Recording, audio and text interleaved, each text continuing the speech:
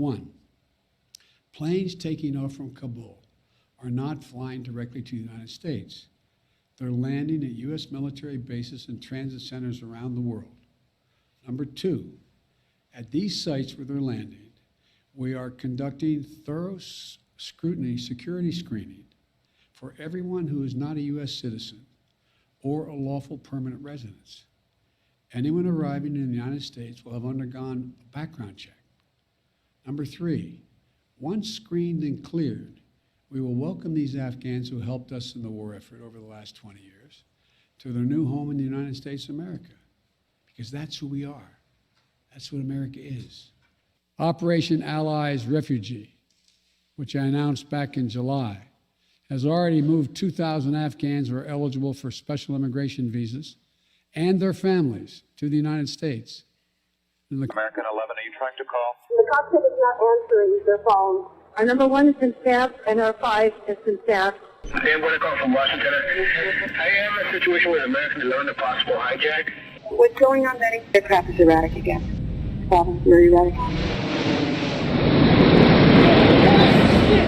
The U.S. military will provide assistance to move more SIV-eligible Afghans and their families out of Afghanistan.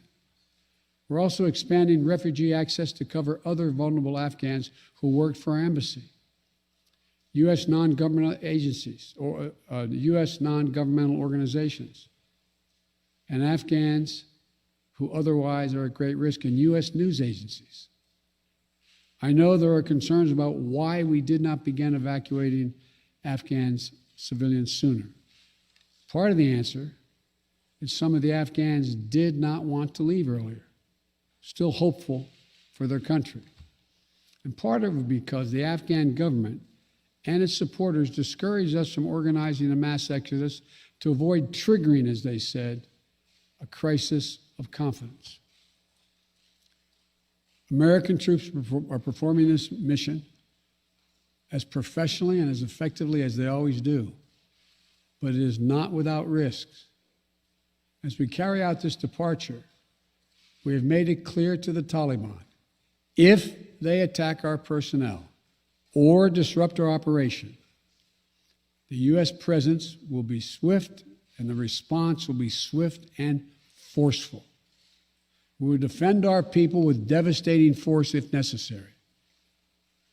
Our current military mission will be short in time, limited in scope, and focused in its objectives.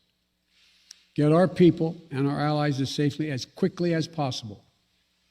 And once we have completed this mission, we will conclude our military withdrawal. We will end America's longest war after 20 long years of bloodshed. The events we're seeing now are sadly proof that no amount of military force would ever deliver a stable, united, secure Afghanistan, as known in history as the graveyard of empires. What's happening now could just as easily happen 5 years ago or 15 years in the future. We have to be honest. Our mission in Afghanistan has taken many missteps, made many missteps over the past 2 decades. I'm now the 4th American president to preside over war in Afghanistan, 2 Democrats and 2 Republicans. I will not pass this responsibility on to a 5th president. I will not mislead the American people by claiming that just a little more time in Afghanistan will make all the difference. Nor will I shrink from my share of responsibility for where we are today and how we must move forward from here. I am President of the United States of America, and the buck stops with me.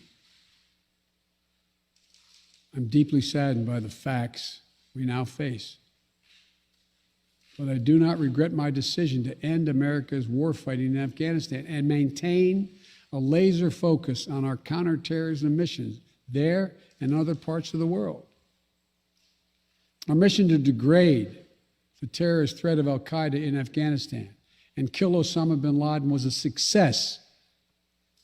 Our decades-long effort to overcome centuries of history and permanently change and remake Afghanistan was not. and I wrote and believed it never could be. I cannot and will not ask our troops to fight on endlessly in another country's civil war, taking casualties, suffering life-shattering injuries, leaving families broken by grief and loss. This is not in our national security interest. It is not what the American people want. It is not what our troops, who have sacrificed so much over the past 2 decades, deserve. I made a commitment to the American people when I ran for president that I would bring America's military involvement in Afghanistan to an end. While it's been hard and messy, and yes, far from perfect, I've honored that commitment. More importantly, I made a commitment to the brave men and women who serve this nation that I wasn't going to ask them to continue to risk their lives in a military action that should have ended long ago. Our leaders did that in Vietnam when I got here as a young man. I will not do it in Afghanistan. I know my decision will be criticized, but I would rather take all that criticism than pass this decision on to another president of the United States, yet another one, a 5th one, because it's the right one, it's the right decision for our people, the right one